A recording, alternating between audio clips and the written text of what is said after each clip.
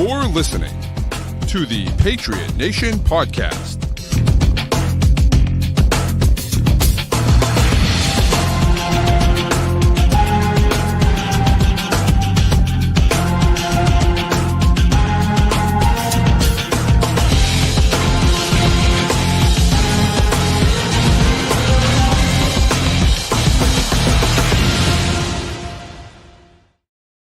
All right, welcome into another edition of the Patriots Nation Podcast. Your boy Pat Lane, as always, with my guy Matt St. Jean. And Matt, the Patriots are coming off the bye, and there's some pretty massive news coming off the bye. Pretty wild stuff. Of course, not Patriots anymore, but certainly Patriots adjacent. Still, Bill Belichick, the new head coach of the UNC Tar Heels. The Patriots traded Drake May for Bill Belichick. And it's the player to be named later in the Drake May trade. I think it might not be a bad decision by the Patriots. No, I mean, this shocked me. This was even under consideration. But yeah, this is exciting, interesting. It's going to be a subplot to follow in the football landscape for the next weeks, months, years, however long this ends up going. No, very curious about a lot of aspects of this. I think question number one is how long does it last? Question number two is how does the recruiting go? Yeah. And then question three is like, what does the scheme look like? Because it's a very different world in college football. And I think that with the cachet, like that Bill Belichick brings, and the juice that program is going to have, they'll recruit for at least a class or two. They'll get people out of the portal. They'll have talent. They'll be they're going to have money. They're going to be a top 3 program, probably in the ACC. They should be in talent. But how do they use it? Do the players respond? Right. What happens if he goes out there and he tries to run, some of the things that the Pats have done on offense in the last 6 years? Let's hope that doesn't happen. But then my flip side is that if you go out and you run the 2020 Cam Newton offense, but against college teams and with college talent, that could be really good. That's fair. That's a fair point. Yeah. That's a fair point. Yeah. Yeah, it's really interesting. I think it's fascinating. It's definitely, I think the landscape in college football has changed to the point where it is a lot more like the NFL than it used to be. And so I think that, you see Mike Lombardi, right, leaving his job to go be the GM for Belichick. To me, I think it makes a lot of sense for Belichick to make this move. Now, I think part of it is because he didn't have any suitors in the NFL. I think he'd rather be in the NFL than the NCAA, but I don't think he thought he was getting a job. But let me tell you something. If he can make UNC relevant, which I think he can. I think he's going to get the players. I mean, think about it this way, right? I think that guys are going to look at it and say, Bill Belichick's the greatest coach of all time. But not just that, the connections that he has throughout the league, the respect that he has from a ton of coaches and evaluators. If he comes on, or, if you show up at campus and Bill's singing your praises about how good you are, something that he doesn't do very often with players, right? That gives you a better chance of getting drafted, right? And so I think that players are going to want to go there and play there. And, that gives them an advantage at the beginning. They also quadrupled maybe even more. I think they quadrupled it. I think they went from $5 million spending in football to 20, which is complete insanity. And so Belichick was like, we're spending this and we're spending that and we're spending this and we're spending this. And they said, okay, let's do it.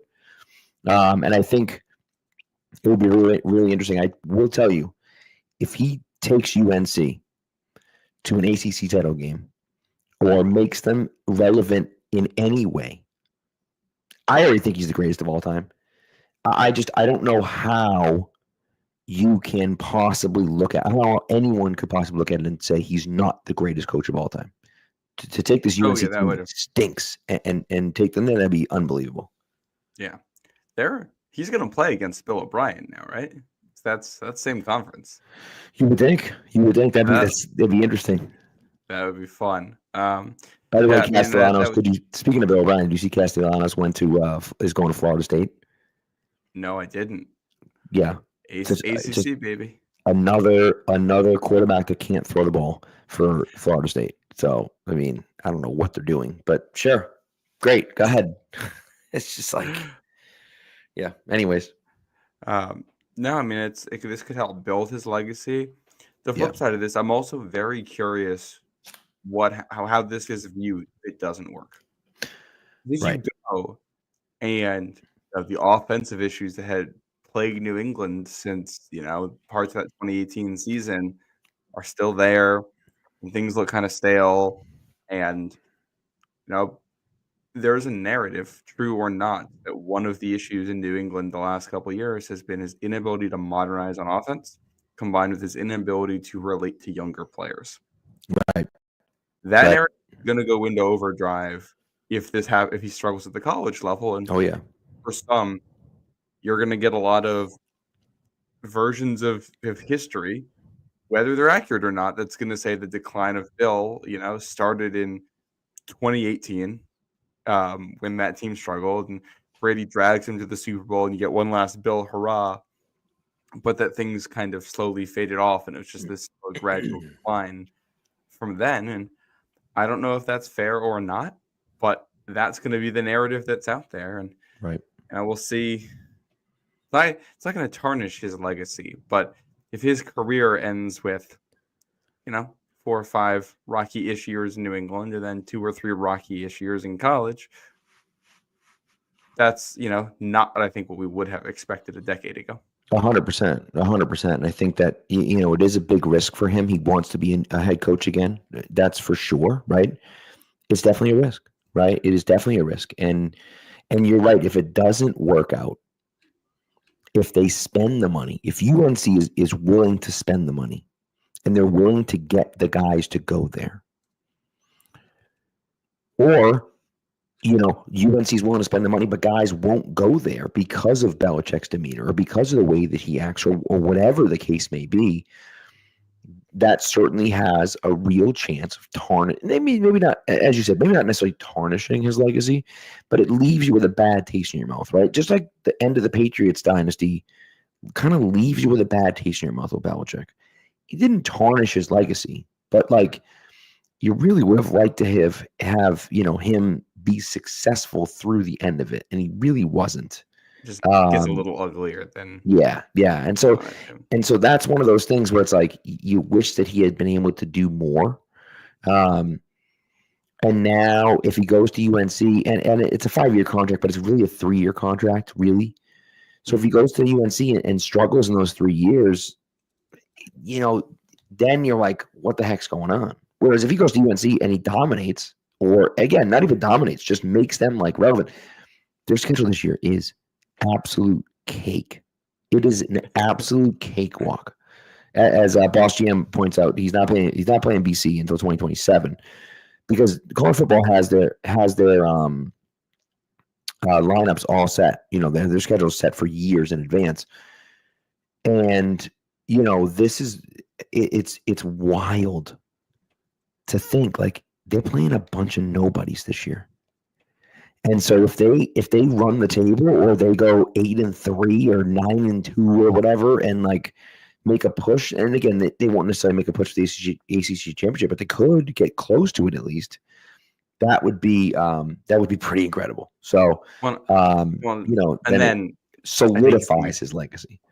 I think if you put this into a bigger context too, if it is early December 2025 and we are talking about simultaneously UNC hosting a playoff game and the Patriots are about to fire Gerard Mayo. Right. Yep. Mm-hmm. This is, and then you talk about the narratives. It's going to go the other way, which is Tom Brady leaves, goes somewhere else, wins. Bill Belichick gets fired, goes somewhere else, wins. Right. And Kraft is going to come under a lot of heat for that, rightfully so. Right. And we'll see. By the way, I do want to get my take on the record for this. Of all the issues that Bill Belichick has had, I never thought he had issues relating to the younger players. No. the locker room, like the guys still love. Like I did think that was one of the interesting things. Go back to like the Dynasty documentary. Yeah. There were a lot of negative things said about Bill Belichick from players that were loved in New England, leaders in New England, and all of them came out later and said, "Yeah, that like those aren't the only things we said. We still love him." And I think that's the dichotomy of Bill Belichick. You are going to hate it a lot of the time, but that doesn't mean you can't also love it for what it's doing for you and enriching you and giving you experiences, which is why he's going to recruit well, because players are going to want to be with him just for that experience. To say that, imagine if you're some random 3-star from North Carolina and Bill Belichick's like, "Yeah, can you come, be our backup punter?" Hell yeah. Yeah. Yeah, that's going to work. And like, the parents of these kids are going to be like, "Yeah, I want my kid playing for Bill Belichick. I want to get to say that, and if it doesn't work, I can transfer." Right. Right. I think he'll connect with the kids. It's like even when guys don't like him, they like him. They respect him. They know what he can do for them. Yeah. Just will it be successful? We're gonna find out. Well, and I think too that's one of those things where, for at least for Belichick, when I look at what he's done and what he can do, is the fact that he really has, in my opinion at least, they say what they say, right? Is that winning is fun, right? They always say that winning is fun. It just is what it is, right? So it sucks. And in the moment, it sucks.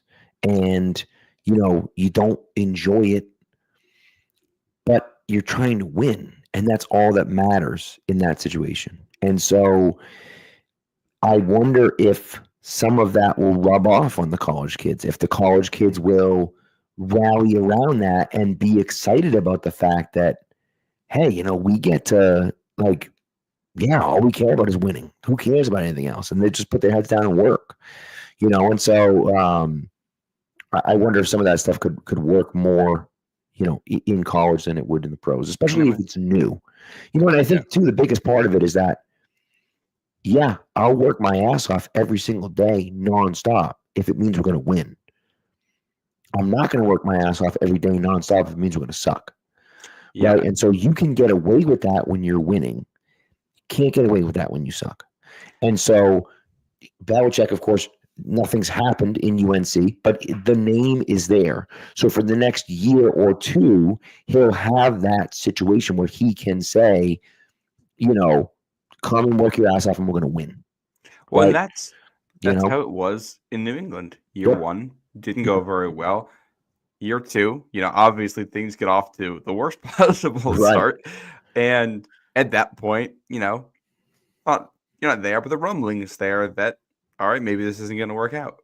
And then the buy-in starts to connect, and the winning starts. And I'm curious to see, so much of Bill's advantage has always been his amazing amount of historical knowledge about football, combined with his ability to translate that knowledge into actionable skill that you can use on a football field. And how much of that works at the college level? Well, some of this is going to be, he's going to be less familiar with the college game. I'm sure he still watched a lot of college tape throughout the years. I'm sure, there's obviously his scouting, but I'm sure they watch college tape for ideas. So he's not going to be totally unfamiliar with it, but he won't have the wealth of knowledge that he had about how things work, like that he did in the NFL. Right. And then you combine that with the fact that you just have less practice time. You're working with kids who are more immature. You have to deal with egos in a very different way. It might work better, but there's a world where, that attention to detail advantage doesn't translate because the kids don't have the time or the maturity to turn that into anything. And, we've seen Bill have some great defenses. You remember start of 2017 in particular. Mm-hmm. And the defense was just coverage bust after coverage bust because the guys weren't on the same page about things. And it took a while for that secondary to figure out what they wanted to be. Right. Well, what happens when it's like that, except it's all 18, 19, 20-year-old kids? Right. And they don't grow throughout the season because they're frustrated and still, they're emotionally immature and all that kinds of stuff. And all right, what happens if those coverage busts are still happening week 10 and you just took a trip to, wherever and lost and you're 6-5 and you're not going to make a bowl game, or, you got to win one to get a bowl, or, whatever it is. Like it's, right. this can go in so many different ways. And I'm sure we're going to hear every narrative after every single one of these games. Oh, we are. Too. Oh, yes, he's going to lose. He's probably going to lose one he shouldn't, or he's going to win one that he shouldn't. And if he wins a big game early, it's going to be the Bill Belichick experiences here, crown him a national champion right away. And vice versa. If they lose early, people might start to bail. 100%. And it's not 1-to-1, but look at Dion in Colorado.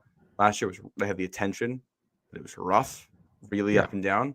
This year, much better team. It built on what they did last year and improved. Yep. And I think that's what you want to see with Belichick, I think. Yeah, I agree. All right, You're also starting from a higher place because UNC is in a much better spot, I think. I would agree. Yes, I would agree. And I don't know if they play a much easier schedule, but they definitely, I think, play an easier schedule than. I haven't looked at UNC's schedule for next year. UNC's schedule, and I looked at it. I forget. Someone posted it. I haven't looked at it. UNC football schedule 2025. Yeah, it's like, hold on. I'll pull it up. Oh, I've got it. Oh, man. Oh, but game one is interesting. They play TCU in the opener at home. Yes. So that one could be a tough one. But then it's at Charlotte, Richmond, at UCF, at Cal, at NC State, Clemson, tough game. Duke at home, Stanford at home, UVA at home, at Syracuse, at Wake Forest. Clemson's a tough game, TCU's a tough game. And NC State maybe could be a tough game. They should win every other one of those games, right? But the flip side again, who knows? If they're a mediocre team, then so many of these games are just toss-ups. You don't know what's going to happen. Which is what is this going to look like if UNC has to win games at Syracuse and at Wake to end the season? If that's how it is, I don't know if this is in order or this is just who their opponents are. I think, it's interesting because they have. So they have interesting. So 2026, they're playing at home against Notre Dame on Saturday, October 3rd. And then, they're playing at Clemson, at Duke. The outer conference ones are scheduled ahead of time. The in-conference ones are not.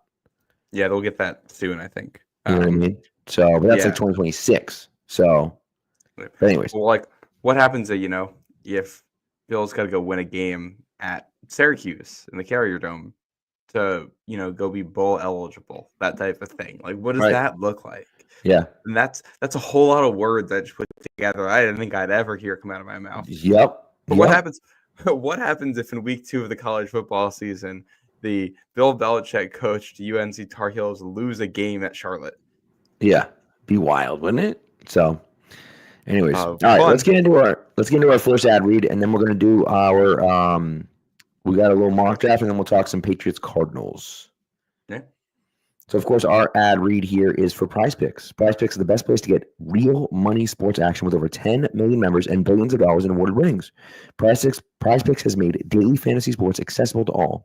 You just pick more or less on at least 2 players for a shot to win up to 200 times your cash. Run your game all season long on Prize Picks, America's #1 daily fantasy sports app. Make your holidays bigger and brighter with Prize Picks, the best place to get real money action while watching your favorite sports. One of the things I love about Prize Picks is that the turnaround is so fast. I can get my winnings almost instantly after I win, and they also use Venmo now for deposits and withdrawals, which to me is just, I don't know if you use Venmo. I use Venmo. It's so easy, and I love being able to do that. My picks for this week, I'm going with Patrick Mahomes for more than 0.5 passing yards. They're giving you a free square, ladies and gentlemen. 0.5 passing yards for Patrick Mahomes. I'm going Jonnu Smith for more than 46.5 receiving yards. And I'm going Pop Douglas for more than 38.5 receiving yards. Now, what you're going to do is you're going to download the Prize Picks app. You're going to put in the promo code CLNS, and you're going to get $50 instantly after you play your first $5 lineup. You don't have to win your lineup. You just have to play a $5 lineup, and you get $50 instantly. Again, download the Prize Picks app. Put in the promo code CLNS and get $50 instantly when you play your first $5 lineup. Prize Picks, run your game. All right. So let's get into this mock draft. We have an idea. It should be out on Pass Pulpit in the morning or at some point tomorrow.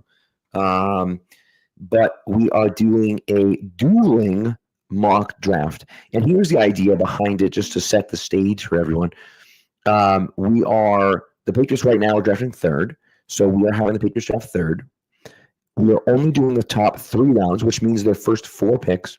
And we are having no trades, no trade backs, no trade ups, no nothing. So we're drafting at the spot that they're drafting at.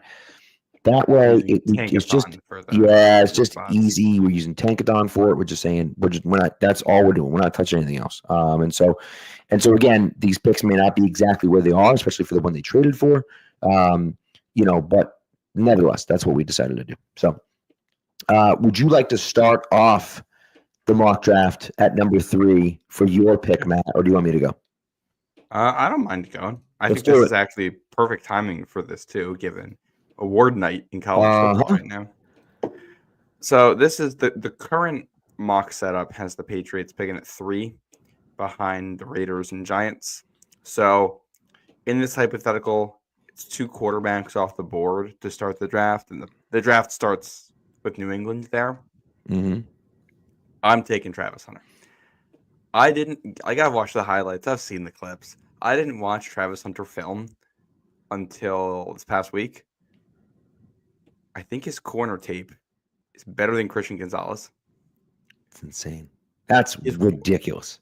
His wide receiver tape is like legit wide receiver 1 stuff. Like they said it. So on the Ringer Fantasy Show, they did their mock draft this week. And I don't remember which one of the guys said it, but he was like, when you watch him play receiver, movement-wise, he looks like Justin Jefferson. And it's 100% correct. He's got that same like lanky, kind of sneaky speed.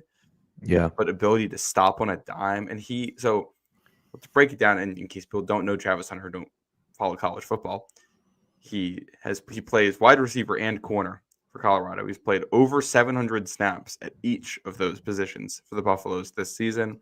He just won the awards for, what was it? Defensive Player of the Year. Defensive Player of the Year, the Beneric, and the Wide Receiver of the Year, the Blinikoff. He won both of those awards. He literally won the defense. He was voted college football's best defensive player and voted college football's best wide receiver. This is not Marcus Jones.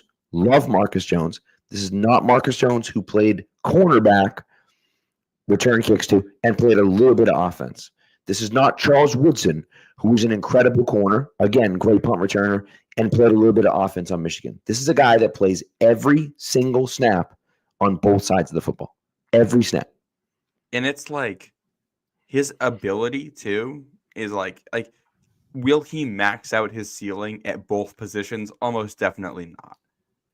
But it isn't unfair to like make a Sauce Gardner comparison as a corner and to make a Justin Jefferson comparison as a receiver. It's absolutely ridiculous.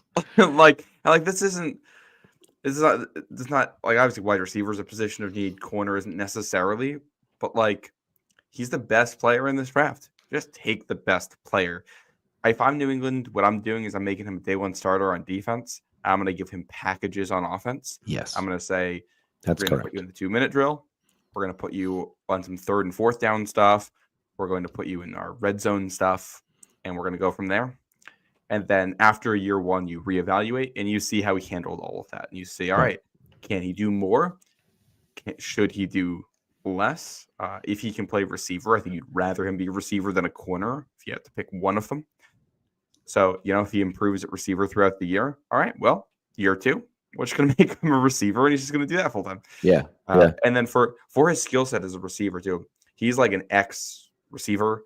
So he runs vertical routes really well. One thing I noticed on the tape, he does what's called stemming the route well. So the initial like vertical part of the route, what the receiver is trying to do pretty much all the time in that is get the corner to flip his hips in a certain direction so he can get an advantage to create space. Exactly. And the way he's able to sell routes to get the corners to like flip their hips and then just snap off a route and he's wide open underneath all the time. His ball skills are crazy. Like he's an elite. He's like the best. If he's a corner, he's going to have the most interceptions if he gets targeted because he has like Randy Moss ability almost to go up and make catches. It's insane. He's so talented. He's so much fun. He's going to win the Heisman too. I mean, he has to win the Heisman. He has to. Like, whatever. I don't want to get into the whole Gianti thing, but he's doing something that nobody in the history of college football has ever done. Yeah, it's certainly not at the level that he's doing it. It's insane. Which is why I say, like, people say, like, all right, he's a corner or he's a receiver. No, do not pigeonhole him. Part of the reason he's so valuable is that he is like he can do both. He has the stamina and the mental ability to play both essentially full time at the college level. That's unbelievable. You keep pushing this ability until you find the limit, right? And then once you find the limit, you set the new ground. To readjust. I mean, let's be realistic about it, right? Here's a guy that plays both sides of the ball 120 snaps a game. He's been doing it for 2 years. Has he missed a game? Or he's missed like a game or two.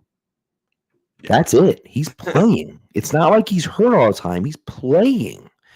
And so, that's one of those things where I'm in agreement with you. I think part of the reason that makes him so good is that he has both skill sets. And so you draft him and you let him play both ways. Not full-time, but you let him play both ways. You try to develop him as a corner, and then you put in packages for wide receiver and then see where it goes from there. I think that's 100% the right call. So, yeah. And then for the numbers on this, he has played over 3,000 snaps in his college career between offense and defense. It's like 1,200-ish on offense and 1,800-ish on defense. It's insane. It's completely insane. Like his stamina is crazy. And if you look long term, like I don't think he's going to play both ways. He can't. His whole career in the NFL, right? But for like his rookie contract, yeah.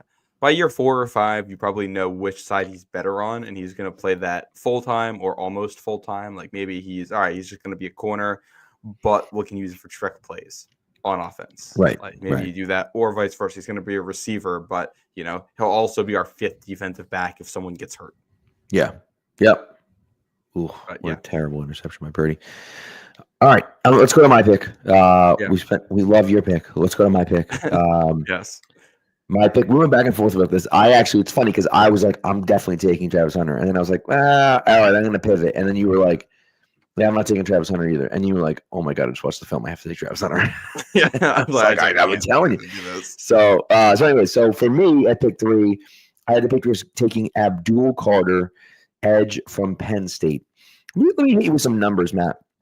The Patriots have 27 sacks through 13 games. Good for 6th worst in the NFL. Not great. If you were to take out just the Bears game, where they had 9 sacks against the Bears.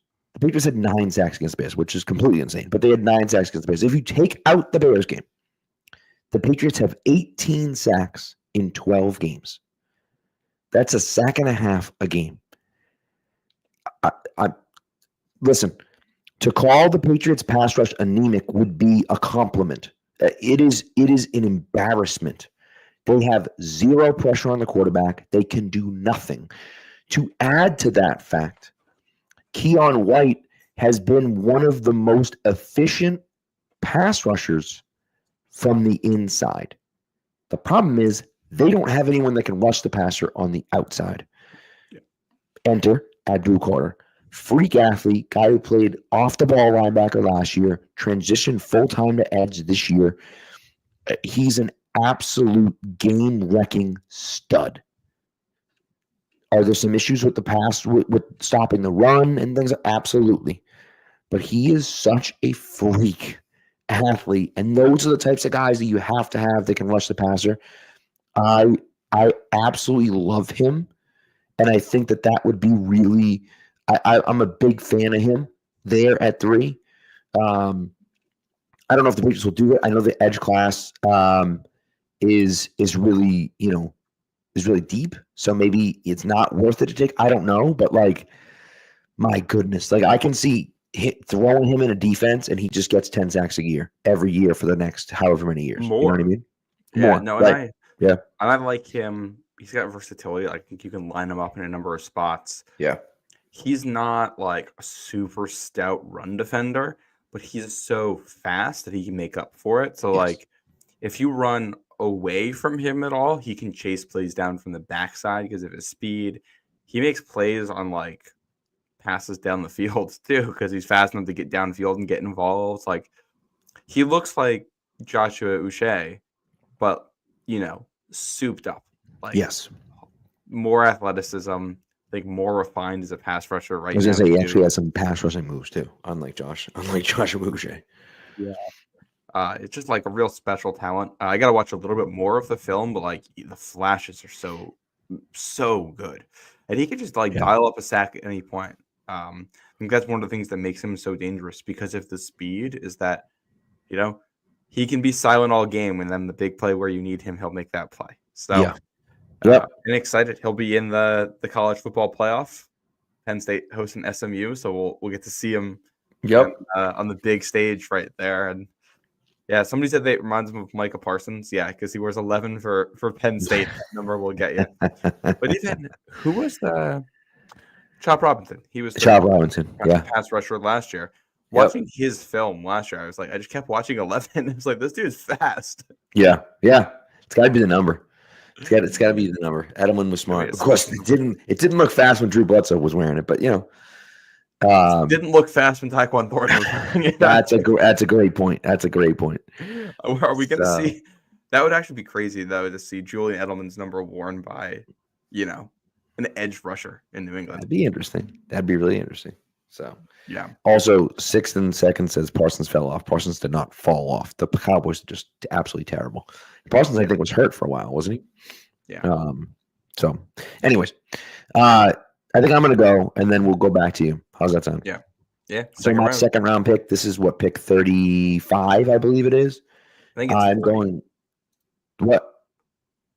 40. That can't be right. It's because there's a tie. Oh, because all the ties. Oh, right. Okay. Yeah. This is side note. Shout out Anthony Lawson, who was on the show before. He tweeted this out earlier that at this point last year there were like 3 teams in the NFL that only had 3 wins, and this year there's like 8 teams that only have 3 wins or fewer. Everyone's just tanking, and it's not even a draft class. It's crazy. It's funny because you go to like Tankathon and it's all right. Raiders and Giants both 2-11, and then 6 teams at 3-10. Yeah, it's wild.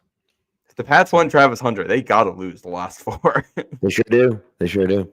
So, all right. My pick at pick number 40 is Josh Conerly, offensive tackle from Oregon. Here's the thing with the offensive tackle situation: the top of the draft class, right? The very top of the guys. You're talking about Banks. You're talking about Campbell. The guys that are at the very top, that are going to be drafted in the first round. There's a lot of questions about whether those guys are true tackles. Do they have the arm length? Do they have, are they big enough? That's a problem, man. They're not even in the league, and there are questions about that. Now, that may not matter. Those guys might play tackle for a long time in the NFL, and it doesn't make a difference. That scares me. All right. Conerly has the size to do it. He doesn't have old offensive line coach jargon would be. He doesn't have a lot of sand in his pants, and so he's not like the most aggressive pass run blocker. I'm sorry, but he has the ability and the athleticism to play left tackle in the NFL. And matter of fact, in the Big Ten championship game against the guy just drafted at number 3 overall, Abdul Carter, he put some really, really nice tape out there. Really nice tape. He didn't get a lot of one-on-one opportunities against him, but when he did a really nice job stuffing him. And so, I like him a lot. He played running back in high school, and he's playing left tackle now. So like the guy is obviously a freak athlete, and that's the exact type of guy that you want. And listen, right now he's lower than this on the consensus big board. I think he was somewhere around like 55 or 60. But like I feel like when he gets to the college football playoff, and you see how he's playing, and especially you bring in that dual Carter tape as well. I feel like he's going to end up being higher than that, and be somewhere at that end of the first round, top of the second round type of spot, and so that's why I took him. Yeah, no, I like this. One of the reasons, so I don't have an offensive lineman here in the second round. One of the reasons for that is because I just think they should address it in free agency and not worry about it in the draft. If they decide to go this route, I love the potential Connerly pick here. Yeah, I think it's that's with this tackle class. If he is still there, this is really, really good value for someone they can develop into, your tackle of the future. Which by the way, I think even if they do go after a tackle, even if they sign, I don't know, pick the tackle. Even if they sign a left tackle, Ronnie Stanley. Sure, Ronnie Stanley. That's a good one because he's probably the best one out there.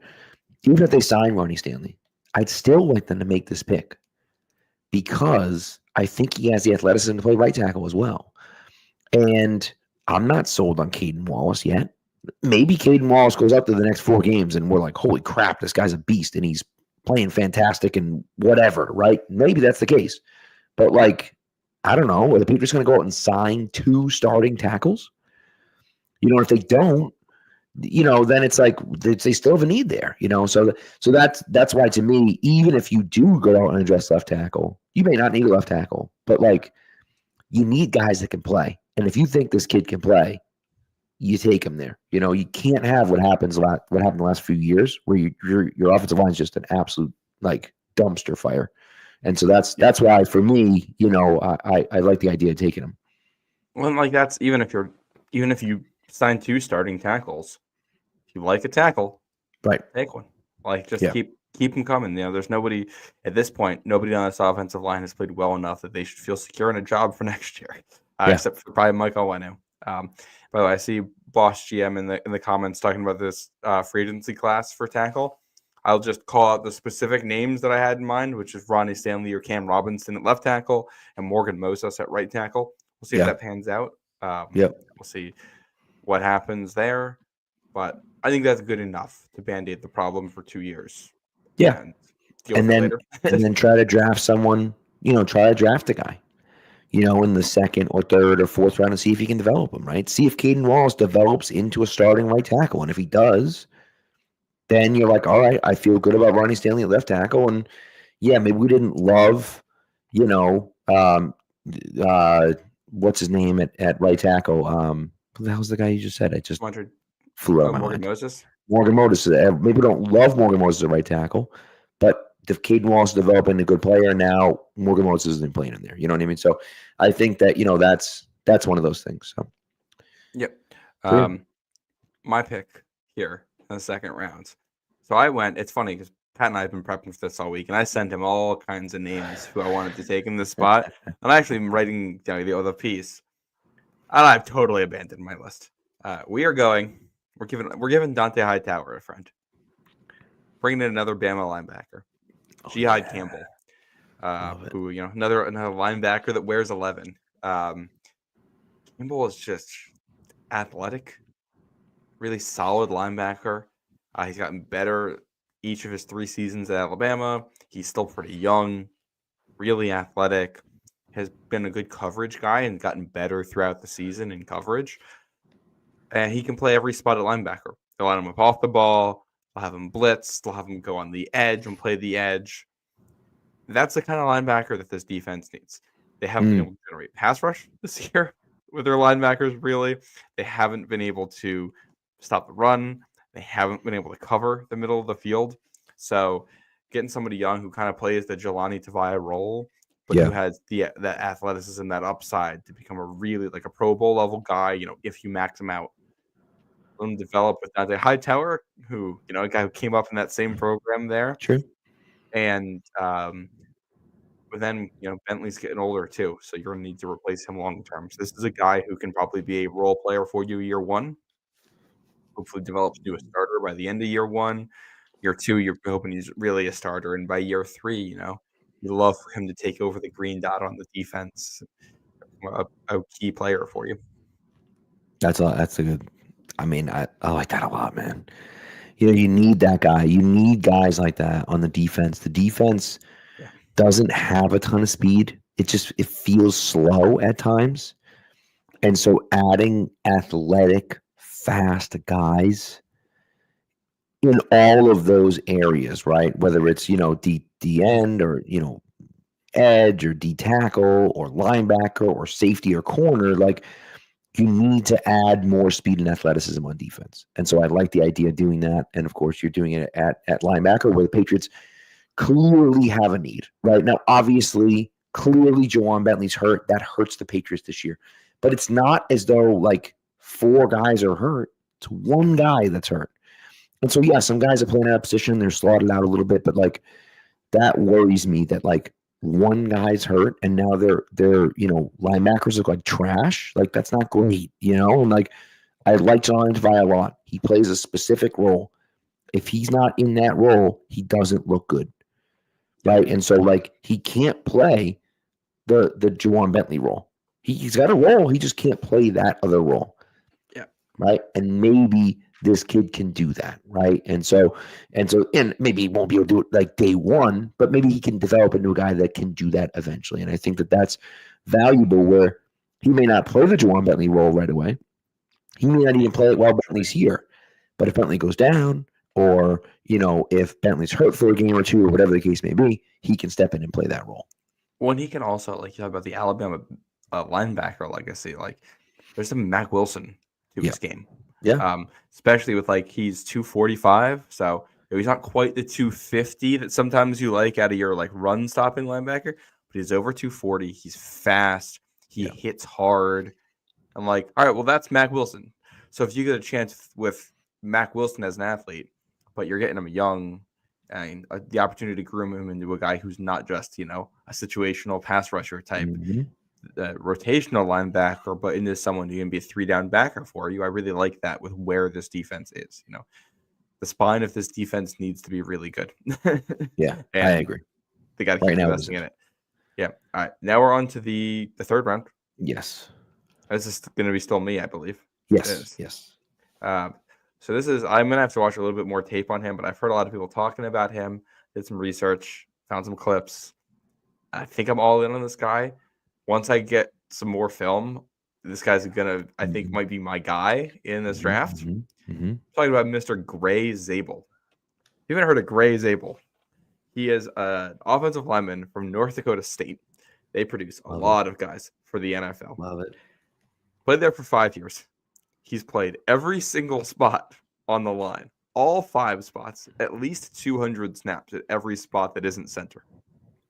He's probably a guard in the NFL. I don't think he has the length to be a tackle. Yeah. But this North Dakota State offense, it's like all running, very diverse run schemes. You got to be able to move.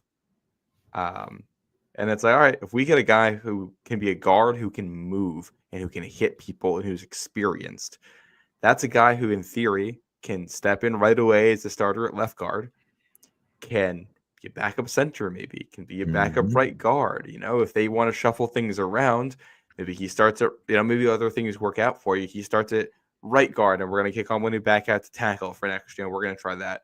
Or if things go a little bit better than expected, he can at least be a swing tackle for you. He can figure into being a backup there with his experience. Right? And maybe he isn't a full-time starter there, but he just seems useful, especially for the offense that they want to run. And, you can plug all 5 holes on the line. This team's had so many depth issues. That alone. It's pretty nice. His experience can play all 5 spots, can run block. They need that right now. So Gray's able, baby. So what's interesting is that one of the guys that I loved last year coming out of the draft was Tanner Bortolini. And Tanner Bortolini, same type of situation, played all over the line at NC State. NC State, right? You went to NC, right? I had my Wisconsin. Wisconsin. I had my red schools mixed up. I had my red schools mixed up. I'm like, wait a second. I'm like, NC State doesn't sound right. That doesn't make sense. Yes, Patino Bortolini played all over the line. Actually, he played a little center too. I think he's actually starting center for Indy now, who drafted him. I'm on because they've had a few injuries on the offensive line. So Bortolini goes in the 5th round. I think fourth, 118, and he's played 348 snaps this year. Or 349, 348 of them have been at center. At center, right? I thought that their center got hurt, and so he was playing center. I think that Zabel has a little bit of a higher upside, just athletically, I think, right? And so you can see him maybe getting drafted around earlier than Bortolini did, but yeah, having depth all over the line is a good thing. Right, it's a good thing. I know Mike Onwenu is your starting right guard. Who's your starting left guard? Is it Cole Strange? Like, yeah, I guess. Do you love that? I don't love that. Does anyone love that? Like, I can't imagine you do. And so, like, that's one of those things where I'm okay with taking a guard in that situation. So anyways, I like that. I like that pick quite a bit. And what a name, dude. Gray Zabel too. Come on now. Come on. All right, my third round pick, my first third round pick. I'm going back on the defense, and I'm going to cornerback specifically, and I'm going with Denzel Burke from Ohio State. So Denzel Burke is a guy that was rated, has been rated low, but was considered one of the best corners in college football. And then got absolutely toasted against Oregon, just toasted. And, we'll see. We'll see what happens. But I think that he has the athleticism and the length to play outside corner in the NFL. We're still looking for a real outside corner, opposite Christian Gonzalez. And I think that that's one of those things for me where it's like, if we can find that guy, I think that would be a huge thing for the Patriots. Now, do they need Denzel Burke out there? Not necessarily. But you need a second corner. And so I like him. I do like the fact also he's like physical in the run game. And so does he have flaws to his game? Yeah, of course. Because if he didn't, he wouldn't be taken in the 3rd round. He'd be taken in the 1st round, right? But I like him. I like him quite a bit. And so Denzel Burke is my pick at the top of the 3rd round. Yeah, I know. I like that a lot. It's funny. It's not 1-to-1, but like when I hear Ohio State corner who is supposed to be taken really high and then got burned in front of on national TV, I'm like, oh, it's Sean Wade again. Not great. Not ideal.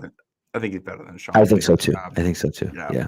So he was on my short list at one point in here. Yeah, it's a solid player. Like they need that at corner right now, and especially because like Marcus Jones has been good. He's a slot guy. I think he's a corner 3 in the NFL. Jonathan Jones, like he hasn't been awful, but you can tell the age is starting to get there, and they need to plan for the future. And I liked what we've seen from Alex Austin, but I haven't liked it so much that I'm not going to throw draft picks at the position if I like a player. Well, and that's really what it comes down to, right? Is how much do you like it? And, Alex Austin and Marcus Jones, although I like them both, don't mean that we're not gonna take someone. So, so we go from there. Yep. And then I think we got Matt Judon pick here. Yes, back to me for the Matthew Judon special. And I'm going back to the offensive side of the ball. And I'm going to wide receiver. And I'm going all the way to Utah State with Jalen Royals. Jalen Royals, the big play ability. You talk about big play ability. Jalen Royals brings big play ability to the table. And the Patriots need that. But he's not just a deep threat. Right? He brings deep play ability, which is great. But he also is a good route runner. and he also has great hands. And so for that reason, and look, the Patriots have a million young wide receivers, right? None of them have separated themselves from the pack. I like Pop Douglas, but like even he hasn't shown that like he's a guy that you can't replace. You want to build around Pop. None of those guys have shown that they're a guy that you really truly want to build around. Jalen Royals was in the middle of having a great year, or was starting, was going to be having a great year, and he broke his foot or hurt his foot out for the year. Now he has accepted an invite to the Reese's Senior Bowl. I don't know if he's going to compete at this. I assume he's going to compete at the Senior Bowl. But anyways, maybe he'll get to show kind of what he can do against the true top end talent at the Senior Bowl, or against other players of his ilk. But I'm a fan of him quite a bit. So we'll see what happens. But Jalen Royals, Utah State is my final pick. He's that big player. He's averaged 3 yards per route run this year, which is really high. That's like top 10 for guys in this class. Yeah. Like that's really good. Yeah. What's funny is that it's actually funny because I just picked up on this. So he's averaging that, and then the two of the other guys at the top are Torrey Horton out of Colorado State, Trey Harris out of Ole Miss. All three of these are guys who've gotten hurt this season. And I do wonder if these numbers are bumped up a little bit by the fact that like most of their play was against like out of conference teams. It's a good point. Yeah, but like I like Royals, especially at this point in the draft. And yeah, I haven't taken a swing at receiver here or corner, and that's because I took Travis Hunter. Right, but which makes sense because I didn't need to. But like Trey Harris was something a guy I was thinking about in the second. Royals is a guy who was on my board here in the third. If I'm not taking Travis Hunter, like this is really good. And you just keep throwing picks at receiver and money at receiver until you fix it. Like that's all you can do. Yep, agreed. Yeah. Pat Bryant getting some love in the chat right now too. Another receiver. I know people love him. I have not watched a single play yet, so that's on my list. Yeah. So, all right, sir. Finish us off, my friend. Going with Mr. Alfred Collins, defensive tackle from Texas. This dude is big. He's strong. He could have come out last year. I think went back to Texas. Got better as a run defender. Still learning as a pass rusher, but like fixing the spine of this defense is huge. Mm-hmm. And when Barmore went down, I mean, they had nothing at defensive tackle except when Godchaux's fine. Right. Godchaux's an older guy. He's not going to be around for forever. Their depth of the position stinks. I see a big athlete like this who's put some really nice plays on tape. I'm throwing the pick that direction. They just need more athleticism in that area of the defense. You know, like if their offense has issues, I think May can mask them. This defense needs talent because it doesn't have enough, and a lot of the guys who are supposed to be core players are getting older and will need to be replaced. So, Alfred Collins. This is from a tweet from earlier this season, but this is from last month. At this point in the year, last month, he had an 89 overall PFF run defense grade. So good. Pretty good. 320 pounds, I think. Yeah. 6'5", 320. I'm a big fan of that. Big fan of that. Well, and like if he can, I think one of the key parts here is unlocking the defense, and it's like my second pick, that linebacker, Jihad Campbell. He's a guy who can in some ways step in and play the Jelani Tavai role right away. Yep. Well, with Bentley next to him, so he's got a path to play right now, and he makes Bentley better. Yeah. And in theory, as he grows, if Tavai sticks around, he can make Tavai better. Like you can use him to do that. Collins is a guy who, all right, you slot him in probably as your third defensive tackle right away. He's also going to be one of your nose tackles. If he can play nose tackle, he'll be right up over the center. All right, well, now Barmore is in a more advantageous position to rush the passer and do what he does. Now Godchaux can play just like regular defensive tackle, where he plays a lot better than he does than true nose tackle. Yeah. It's the cascading effect of the way it can impact the rest of your unit that matters here too with those two picks, where I really like the fit. Yeah. Listen, I love it. I think that the Patriots haven't done a good enough job at D tackle.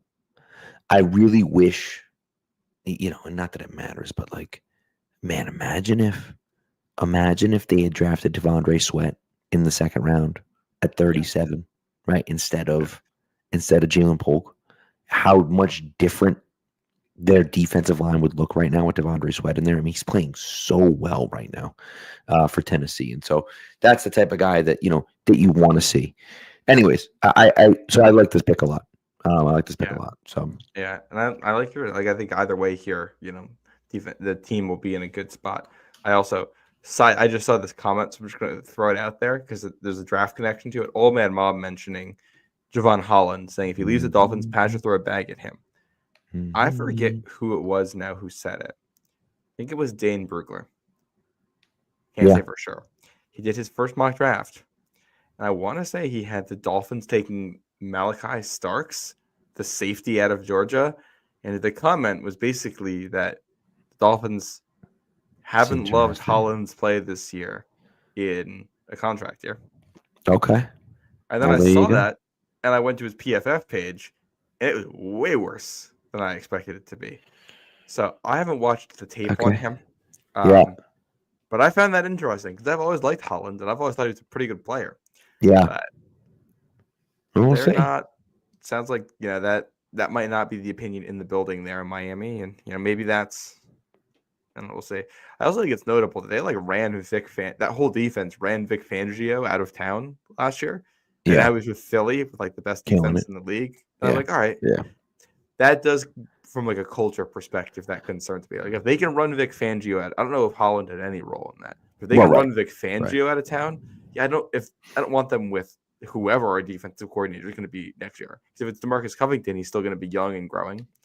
Right. And if we're bringing in somebody new, it's going to be their first year here. The last thing you want is someone who might have issues. So I don't know if that's Holland specifically, but I agree. By the way, someone did mention safety as well. One of the guys on my list was Jahdae Barron, the corner from Texas. Oh, yeah. He as I think I'm going to get this right, as Gen Z would say, he's giving McCourty. He's giving Devin McCourty. Reminds me of McCourty. He's the same type of player. He's not Devin McCourty, but he's the same type of player in the fact that he's a willing run defender. He's fast. He's a good coverage guy, and he has good range. And and he's big too. When I hear a guy like that, I think okay, if it doesn't work out at corner, he can make the transition to safety. Right. And again, not everyone can do that. Right. But I do like the idea of having a guy that had some position flexibility. So I originally had him in the second round, and then I decided to change it only because I wanted to go offensive tackle instead. But anyways, I like Barron quite a bit. So I'll throw out a couple other names of guys I was thinking of in this too, just names to watch. While we're talking corner, Will Johnson from Michigan. His tape's not as good as Travis Hunter. That's not a knock on him. His tape's so good. Right. He's a really good zone corner. He's very good at just kind of finding the right spot to sit, quick enough at recognizing plays to get to, the catch point and make a play on the ball. The USC game, early in the USC game, he has a play where he sees the play coming immediately, comes downhill at the receiver full speed, and just slams him as the ball is getting in there and knocks it out. And then near the end of the game, he has one where he does the same thing, but he beats the ball there, picks it off, takes it to the house. And next to Christian Gonzalez, I think that's really interesting because it gives you one guy who's the shutdown man guy and one who's a shutdown zone corner. And I'm very curious how that would work. Yeah. That'd be interesting. It would certainly be interesting. That's for sure. Yeah. Mason Graham in what do you call it? Yeah. Defensive tackle from Michigan. Super solid player. He was initially going to be my pick here. The team has to get better up the middle. Mason Graham's a good player up the middle. Don't overthink it. If that's what you want to do on defense, I'm fine with that. You got to give Will Campbell the shout out here. I got into more of his tape, and he's a good player. I have my questions about if he's a tackle at the next level, but he's a good player. And the nice thing about him is that I feel if it doesn't work at left tackle, he's gonna be a good left guard. Yeah. And if he's gonna be a good left guard, okay. Like, I don't love using a top 5 pick on a guard, but we saw how expensive the guard market got this offseason. Right. And in New England's running scheme, that position is so important. Like, I'm not going to be thrilled if they end up using the number 3 overall pick on a guy who ends up being a guard. But I also don't hear Colts fans complaining about Quentin Nelson. That's quite true. That is quite true. So if he's good, he's good. Don't overthink it there. And then just another position is tight end. So I really wanted to take a tight end with one of these picks. But Colston Loveland from Michigan is probably going to go middle of the first, so kind of no man's land for them. Tyler Warren from Penn State is looking to be something like the same thing right now. And then there's a big gulf. The consensus board right now doesn't have someone until Harold Fannin Jr. from Bowling Green in the 70s. Yeah. I like him. He is not a blocker. And when I say not a block, like he can't do it. Like to the point where I watch the film and I just skip through the blocking snaps because there's nothing to analyze. Like Right. It's just like he's not even in front of the dude. I can't look at footwork. I can't look at handwork. There's nothing. Like he's just fast though. Good receiver. I don't think he is their type. No, I don't think so either. No, and I will say I love the idea of Tyler Warren. I even would be okay with a trade up back into the first round to get Tyler Warren if he drops. I'm trying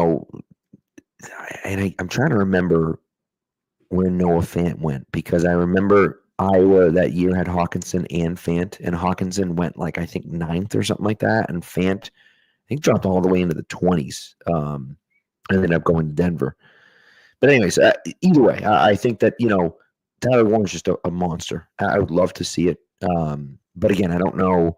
I don't know if it's worth it, right? To expend that much. But to me, he's the best receiver. He's the best all-around tight end in college football. But we'll see. Maybe it's my Michigan bias. I'm even wearing the sweatshirt right now. Yeah, but I like Loveland more. I got in some Tyler Warren tape. He's interesting. The Ohio State game, they lined him up in the Wildcat. He was the guy taking the snap in the Wildcat and just threw it. He ran like a big run. He's an athlete. I just don't think it translates to the route running yet. I think Loveland is a better route runner right now. Yeah. And Loveland has had a little bit of a down year, which is more of a Michigan's offense didn't know what it was until mid-November thing than anything else. Yeah. If there's a world where they're trading back from 3 to 12, I don't hate Loveland there. That's obviously a little bit rich for tight end in general, but they need to weaponize the offense. Yeah. Tight ends can be a weapon. Oh my God! Imagine the uproar if the Patriots took a tight end at 12. If they went the Lions route too, if they took a running back, tight end, a linebacker, people would lose their mind. But this team fundamentally just needs good football players. Correct. That doesn't really matter what position. That's more true than anything else. I agree with that. Yeah. So, all right, let's take our last break because we still have to do our picks and talk about the Arizona game. We got I'm going to give you about 10 minutes to talk about the Arizona game because I got to get. We don't even need to get that deep into it. So yeah. We'll do it quick. All right. Well, I'm here to talk to you guys about game time. You know what's going on. College football playoff is here. If you guys are trying to go, who doesn't love the atmosphere of college football? And it's going to be unbelievable for the playoff this year. I'm so excited for that. That is going to be unbelievable. If you want to get tickets for it, Game Time's new feature, Game Time Picks, is going to make that faster, easier, simpler, everything. Can't recommend it enough. And here's how you use it. Get that Game Time app. You're going to go into it. You're going to find the event you want to go to. Let's say it's the SMU at Penn State game. Let's say it's the Tennessee at Ohio State game. Or let's say you want to see, the Patriots host the Chargers in a few weeks. You're going to go find that game in there. Then you can hit the Game Time Picks button. It's going to filter out everything for you. It's going to show you just the best value seats that you're going to find. It's going to show you the cheapest seat in the arena, in the stadium, so you can get there easy. You can hit all-in pricing, so that price you see is the price that you're going to pay. You can click on that, and you're going to click on the seat, and you're going to see what the view is going to be from that section. It's all fantastic stuff. It makes it easy. and you can buy, like right up until right before the game, and it gets super cheap. So I highly recommend using it. I've used it a number of times, and you take the guesswork out of buying tickets with Game Time. Download the Game Time app, create an account, and use code CLNS for $20 off your first purchase. Terms apply. Again, create an account, redeem code CLNS for $20 off. Download Game Time today. What time is it? Game time. All right.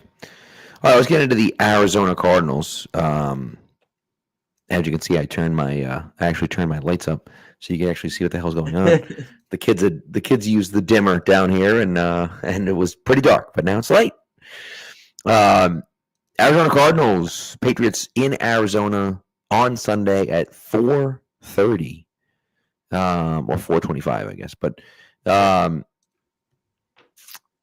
Arizona, man, what do you think about? I don't know. Kyler just. I still can't tell. I have This no idea. team is the Cardinals have been up and down. They've been more down lately, and I can't tell if that's they're coming back down to earth, or if it's they just happened to lose a couple games recently. They played some close games. They're a quality team. They're well coached on offense. They it's funny because they have the smallest quarterback in Kyler Murray. Then they'll put 3 tight ends out there. Yeah. They have an interesting offense there. Trey McBride, by the way, speaking of tight end, Trey McBride he's my fantasy tight end on two of my playoff teams. He's a guy. He's having an incredible year. He has 80 receptions for 851 yards. But what doesn't he have? 0 touchdowns. It's incredible. It's incredible. And when you look at in a full PPR league, the guy averages. I mean, it's complete insanity. So if I said to you a guy had 0 touchdowns for the year, you'd be like, well, it's almost a waste to have him as a fantasy guy. First of all, he's the number 3 ranked tight end. His last 6 games, 14 points, 21.6, 25.3, 11.1, 12.7, 21.4. He catches the ball so much and has over 100 yards or close to 100 yards. I mean, 12 for 133, 12 for 96, 7 for 7. It's ridiculous. But they won't throw the ball in the red zone. The Cardinals are a terrible red zone team. They're not a terrible close red zone team, right? They get the ball inside the 5-yard line. They're pretty good red zone wise. James Conner's a very good running back. And so, he scores some touchdowns in there. But that mid red zone, that 10 to 15 yards, they're just not that good in that high red zone. And Chad Ryland's been winning games for them as their kicker because they can't score touchdowns, Yeah. When they have the ball, I'm really looking forward to. So I want to see how they cover Trey McBride. And tight ends have been an issue for a while for this defense. But this got to be a big Kyle Duggar game. Yep. Got to be. A week to rest here. Coming out. Would love to see him have a good day, especially in coverage. That's going to be huge. If it's not him, somebody's got to step up there. Very excited for the Christian Gonzalez, Marvin Harrison Jr. matchup. Mm-hmm. That should be a lot of fun to watch. Sure should be. But I look at this and it's all right, well, the Cardinals are a team that likes to go heavy on you with a lot of tight ends. They're going to run the ball out of that, and they're going to use play action and set things up down the field. And they have a quarterback who likes to scramble. This has been this defense's worst nightmare. Yep. That is the recipe for disaster for this defense. Yeah. So I need to see some improvement. If they if things continue the way they have been, this is going to be the get-right game for Arizona. Yeah. The Cardinals have not won since their bye. They've lost 3 in a row. They scored 6 points at Seattle. They lost on a very end. They gave a touchdown to the Vikings and lost up in Minnesota. Yep. And they lost again to Seattle this past week at home. So after winning 4 in a row heading into the bye. I don't know. It's interesting. It's an interesting matchup for the Patriots. And like you say, I mean, they do all of the things well that the Patriots struggle with, right? Of course, the one for me is, is the is the Gonzo, Marvin Harrison Jr. Marvin Harrison Jr. has cooled down a little bit, right? He was going strong for a while, and he's cooled down a bit since. But that's going to be a fun matchup to watch because Gonzo has the ability to lock guys down, and Marvin Harrison Jr. has shown that he's already a very good wide receiver in this league. And so, it's just an interesting matchup. And like you said, Kyler can move, and the Patriots have struggled against quarterbacks that can move. And so this is going to be a real tough matchup for them, and a hard test, I think, to see where they are. And we'll see how they do. It worries me. And ultimately, I don't really care whether they win. I actually kind of want them to lose the last 4 games of the season, but I want to see them at least improve, right? And I think that in that sense, this is a good matchup for the Patriots because I want to see how they play against a mobile quarterback. I want to see how they play against a top flight tight end, right? I want to see how they can do some of those things. And Arizona's defense has been struggling lately, but they have a decent defense. But they've been struggling as of late. But defensively at least, can we start getting some of these stops? Because if you don't get some of these stops, then DeMarcus Cousins is gonna have to go. He's gonna have to go. Yeah, these coaches are coaching for their jobs. The players are playing for their jobs on defense too right now. Yeah. Offensively, I think there's some interesting things. So KJ Osborne cut this week. I don't even think we need to spend that much time talking. I mean, he was healthy scratch for a while. We need to spend 0 seconds talking about it. Yeah, but Javon Baker though is now concussed. He's out at practice. So how did that even happen? When must did have that been even during happen? practice. Must have been like yesterday during practice or Tuesday or whatever. Sucks. So I'm assuming he's might not even make that trip right out to Arizona. Yep. So it'll be, the same kind of top receivers we've seen. With them. I want to see how they look. Cole Strange might play this week. Caden Wallace has been returned to practice, not activated. I don't know if we're going to see him. Yeah. I would like to see him, but I don't know if we will. Might not be this week. But I want to see Strange because Strange is, first of all, I want to see where they put him. That's going to tell us a lot. They want him, Do we see Robinson at left guard and Strange at center? Do we see Strange at left guard and Ben Brown at center? I think those are your 2 options here. Would they ever go to that line where it's going to be, Cole Strange at left guard, Ben Brown at center, Layden Robinson at right guard, and Mike Onwenu kicked out to tackle? Yeah. I don't think they're going to do that, but, you have your options. You have options. Yeah. I just want to see some of these guys play well. If Cole Strange can play good football, it's going to make me feel a lot better. That means, all right, we got 2 spots on the line next year short up. Right. That'd be nice. Arizona defense isn't anything super special. They'll blitz you. What are they in points? They're 13th in points allowed, but they're 20th in yards allowed. You can move the ball on them. They're middle of the pack team. I think the Patriots have shown enough offensively. I think they have shown enough offensively. You should score 20 points in this game. You would think. The problem is you might lose 34-20. Correct. Yeah. Yeah. But we'll see. Yeah. So all right, let's get into our picks. Do it. Enough time talking about the Arizona Cardinals. Dude, so here's the picks from last week. Dude, I'm so mad. Why? I got 2 games right. I go against the grain here twice, being like, I'm gonna go for an upset. I got Packers over the Lions. Lions win on a walk-off field goal. Yep. I got Chargers over the Chiefs. Chiefs win on a walk-off doink in. It's unbelievable. Unbelievable, dude. The fact that, I feel like my gut was correct on, those being good potential upset picks. Yeah. It just came down to who had the ball last, so it didn't matter. And I'm just so annoyed. And because of this, now you have taken the lead in our picks. Whoop whoop! Look at me go. Yeah. Look at me go. Don't pick against the Chiefs. You're up. Of course, my plan to not pick against the Bills didn't go well, but that's okay. I don't mind because the Bills, and I hate them. That game was wild, by the way. That was a Talk about crazy game. just Sean McDermott disaster class. Yeah. The timeout just at the don't. end was And nonsensical.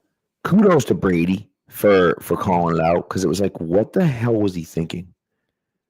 Anyways, I don't even. That's when Brady's at his best too.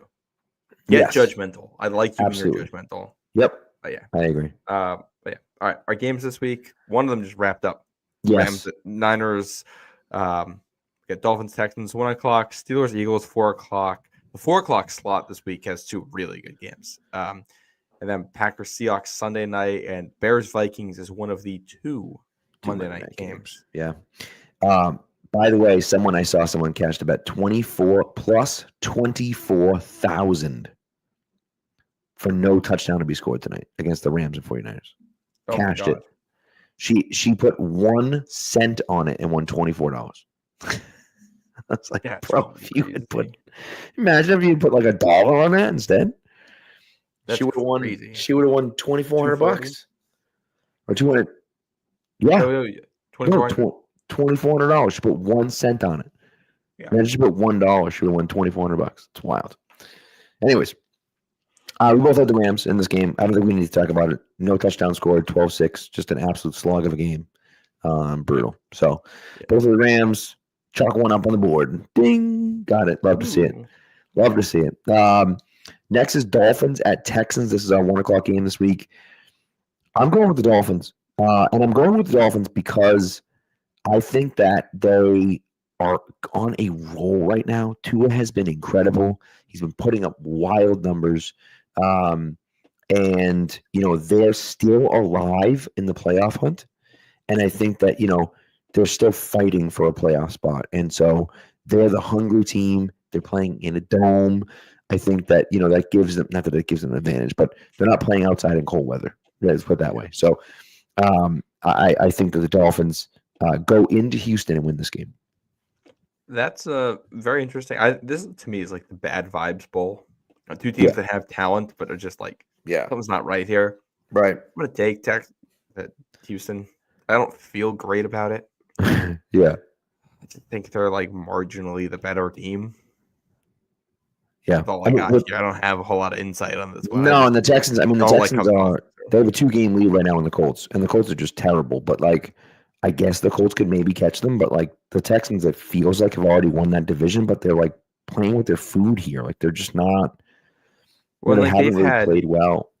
Well, their big move was the Stephon Diggs thing this offseason, and now he's out, which is brutal for them. Right. Yeah. So, yeah. Yeah. I mean, they beat the Jags last week, but like 23-20, like Mac Jones almost came back and beat them. Mac Jones, for God's sakes. Yeah, it was not great. It's really not great. They've lost, 3 out of the last 5. And I mean, yes, one of those was against the Lions and a close game at the Lions.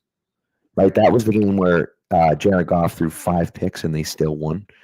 Yeah. So like that's the type of stuff where it's like, man, you get all those turnovers and you still can't win. Like that's not ideal. So, anyways, yeah, I agree. Bad vibes bowl is a good way to put it. I like that. Yeah. Then 4:00, we got the angry vibes. Yeah. Bowl. Steelers and Eagles. This to me is gonna be like this could be the game of the week. I don't know if it's gonna top that. That game from last week, Bills Rams, it was like wild numbers wise. But man, both these teams they play so hard. They're physical. They run the ball pretty well. And, Russell Wilson's been throwing the hell out of the ball lately. He's been throwing the hell out of the ball. And the Steelers defense has been awesome. And so, on the other side, you get Pittsburgh that, hasn't been throwing very well, but Saquon's been fantastic. And is realistically, in the running for MVP, which is pretty crazy. So, but anyways, I'm going with the home team here, and I'm going with the Eagles. I like it. I'm also going Eagles. I think they're a better team here. Just like kind of like similar identities. I think the Eagles are just better at it. It wouldn't surprise me to see the Steelers muck it up and win this one, but I think this will just be the Eagles coming out on top. Yeah. Nothing fancy, rough, tough, old school football here. Agreed. Love it. Love it. Which is so before we go into the next game, the other potential game of the week, which is also in the 4:00 slot, so it's not on here. I think we should make picks. It's not for the tracker, but I just want to make picks. Okay. This is the Lions-Bills game Yeah. in Detroit. That's Golly. also this game's way less important now because the Bills lost last week. So like home field in the AFC is pretty much off the table. Yeah. But if the Bills win, then home field in the NFC, like if the Eagles and the Bills both win, then home field in the NFC is suddenly big time. Yeah. I think the Lions win this game. I think the Lions win. The Bills have been awesome. The Lions are just an absolute wagon. I can't pick against the Lions. They're like the Chiefs at this point where I just can't pick against them. It's not even that they win like and I mean, shoot, we mentioned the Texans game. Like they threw 5 interceptions and won. It's insane. Like they had no business winning that game and they won it anyways. And those are the types of games where you're just on a streak. You're on like a hot run. And they've just been incredible. They've won 11 straight. They won 12 straight games. Like they've been awesome. Yeah. So, I'm going Lions. Yeah, I would also go Lions. I just think they're the better coached team, which is going to make a big difference there. Yeah. Just like, and also I'm thinking about in the NFC picture here, what this game could mean. These 2 games at 4:00. It's the difference between Jared Goff getting to play potentially a conference championship game at home in a dome, or going on the road to Philadelphia, right, and having to do it. Right. Very different world. Changes everything. There. Changes everything. If that team plays outside in Philly, it changes everything. So that's the Lions play like 3 games outside this year. It's insane. Yeah. No, it's a huge week. So yeah, we'll see. But Sunday Night Football, Packers, Seahawks. Seahawks wearing their disgusting all lime green uniforms. So brutal, dude. They have such good throwbacks. Like such good throwbacks. And they keep wearing like I don't know. It's just annoying. And I don't mind the lime green jerseys, but wear it with like the blue pants to break it up. Something. Do like the all. Yeah, give us something. So yeah. But what's wild, Seahawks are in first place in their division for now. They now have the same amount of wins as the Rams. The Packers have a better record, even though they're in third place in their division, because the NFC North is so tight with, a 12-1 team and 11-2 team in front of them. They're actually 3 games back in the division. They're 9-4, which is completely insane. I actually am going Seahawks here because the Seahawks are at home, because Jordan Love has just fallen in love with throwing interceptions. And so I feel like the Seahawks can take this game. So I'm going Seattle, but I think this is going to be a good game. I think the Packers, and especially Josh Jacobs, has been so good this year. He's been fantastic. What a great pickup by them. But I'm going Seahawks. Yeah. I am also going to go Seahawks. Primetime game in that building. Huge stakes in their division. I think we're going to see a big Geno game. Yeah. And then the Seahawks defense has been playing very well, and against this Green Bay offense will be very interesting. But like you said, Jordan Love's gotten in love with throwing the picks. I think that he might give him a couple Sunday night. Yeah, agreed. And last one is Bears-Vikings on Monday Night Football. We don't need to talk about this. The Vikings, come on, what are we talking about? The Bears are freaking terrible. This is speaking of awful uniforms. Maybe you like them. I don't. The Vikings are wearing their winter whiteout uniforms or whatever they are. Is that with the white helmets too? Yeah. Yeah. I think the white helmets is an interesting spin, but I don't love. I don't think you can do winter whiteout when you play in a dome. I agree. That I agree. Those do not coexist. But it's I don't know. Colors are purple and yellow, and it works. And you're just gonna go wear a white uniform with silver trim and a little bit of purple. It won't look like the Vikings. Yeah, I don't love it. I'm not a big fan. I can tell you that much. But I like teams trying out new things. I just feel like some of the stuff that they try just isn't that good. It feels too gimmicky. That one feels too gimmicky for me. Yeah. I don't mind the all purple for Minnesota. I've actually kind of come around on those, but this one to me is too. Yeah, gimmicky. Yeah, I agree. It's trying to sell more jerseys or something. You know what I mean? So or more replica helmets, potentially. So, yeah. But then it's a different jersey too. So that's true. everything. That's what I mean. Jersey and helmets. You know what I mean? Yeah. So, all right. Should we do our prize picks? Yeah, let's do our prize picks. So yeah, just as a reminder for my my prize picks. Okay. Again, I gave it to you already. I'm going to give it to you again. Patrick Mahomes, more than 0.5 passing yards. Jonnu Smith, more than 46.5 receiving yards. And Demario Pop Douglas, more than 38.5 receiving yards. That's what I got for mine. What do you got for yours? I've got, this is going to sound weird, Lamar Jackson, less than 217.5 passing yards against the Giants this week. All right. Easy explanation. I think they're going to blow out the Giants so badly that he's not going to need to throw the ball. All right. And I've got Terry McLaurin, more than 67.5 receiving yards for the Saints. Really hoping that happens because I have him in fantasy. We got playoffs this week. There you go. And I think if I win, are you on my side of the bracket in our league? You know what? I'm not even sure. Hold on, let me see. Let me check. Oh, no, I don't think so. I got to play the 1 seed if I win. I think you're the 3 seed, right? I thought I was the 2 seed. Oh, you are the 2 seed then, yeah. So you're on the other side of the bracket. So if we play, it'll be the championship. Which is insane that I'm the 2 seed because you're like the 4th lowest point scored in the league, right? It's completely insane. Like the point score isn't even close. I have 1490 points scored. 1490. I have 1770 for reference. That's 5 more points than the 11th place team. It's crazy. Yeah, you've had a nice lucky season there. You never know. You're in the playoffs. You got to buy. In the playoffs, got to buy. Got a chance. And I traded for Rico Dowdle and Travis Kelce during the season. I traded a 2026 second round pick for Rico Dowdle in a 14-team league. That's nothing. I gave up nothing for Rico Dowdle. Basically got him for free. So, I like that one. I thought that was a pretty good trade. So, anyways, that's all I got. That's it. That's all I got too. You got it. Oh, I will say, I told you about this guillotine league that I'm in. I survived all the way to the end of the guillotine league. I needed on Monday Night Football.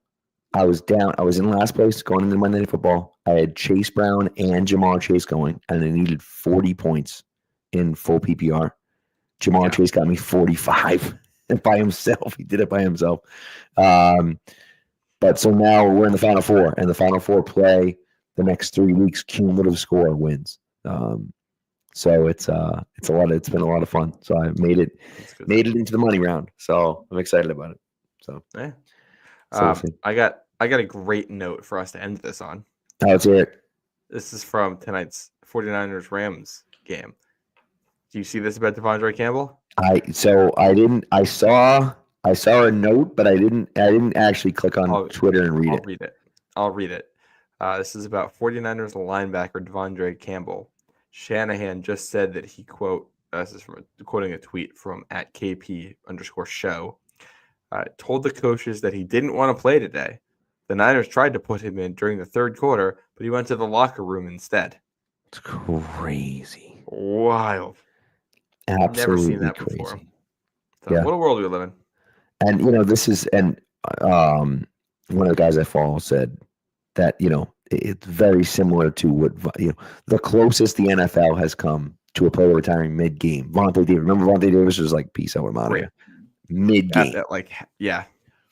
The stories about that are so funny. It's wild. You know what? That was 2018. That's 6 years ago. Doesn't seem like it was 6 years ago, but it was. I would have guessed that was post-COVID. So. Right? Me too. That was like 2 years ago or something like that. But no, 6 flipping years ago. There's a story. I forget who it was. One of the guys who was playing in the game, talked about how he came off the field. It was like, that's it for me. Everybody's like, oh, you're hurt or you're gonna take a breather and go back. He's like, nope, that's it. It's wild. completely insane. I kind of respect that. Hey, man, when it's your time, it's your time, I guess, Yeah. It's crazy. One final note. This is a quick one. Cardinals wearing all white at home, so the Pats are wearing their blue jerseys on the road.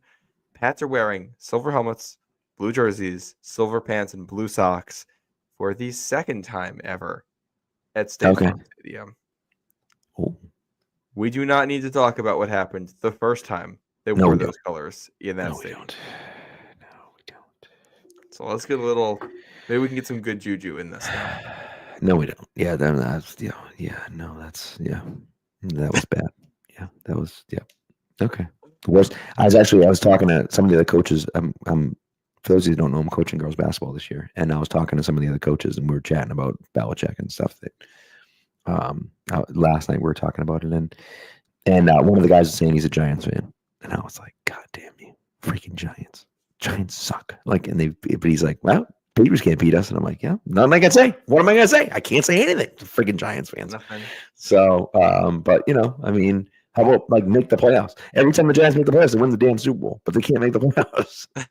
So they haven't lost a playoff game. When's the last time they lost a playoff game? I don't even know.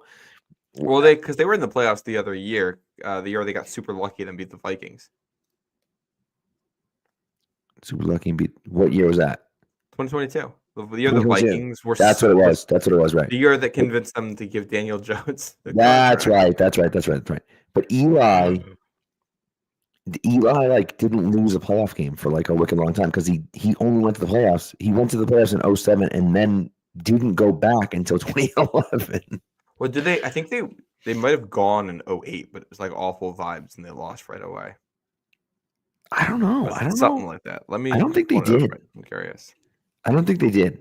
They did. They went 12-4 in 2008 and then lost the first playoff game. Oh, okay. All right. Yeah. That might have been the year that what do you call it? The Plaxico Burress incident. That might have been that year. It certainly could have been. That checks out. After you win the year after you won the Super Bowl, shooting yourself in the leg.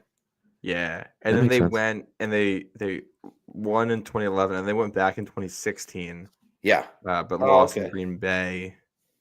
Yeah. I think that was I'm pretty sure that was the year when Aaron Rodgers hit that Hail Mary to Randall Cobb in the back of the end zone before the half. The most the one the one where he got behind the it's in the back of the end zone. What are we doing? It's what? Yeah, and then they lost in the divisional round in 2022. That was at Philly. That game wasn't even competitive. No. Yeah. So, weird franchise. Yep, sure is. Oh, yeah. So, anyways, all right, that's enough of us. Thank you for tuning in, as always, people. We'll be back on Sunday night, halftime of Sunday Night Football. Of course, Patriots play in the 4 o'clock slot, so it won't be as late, as far after the game as it usually is. But thanks for tuning in. As always, we appreciate you, and we will see you on Sunday night.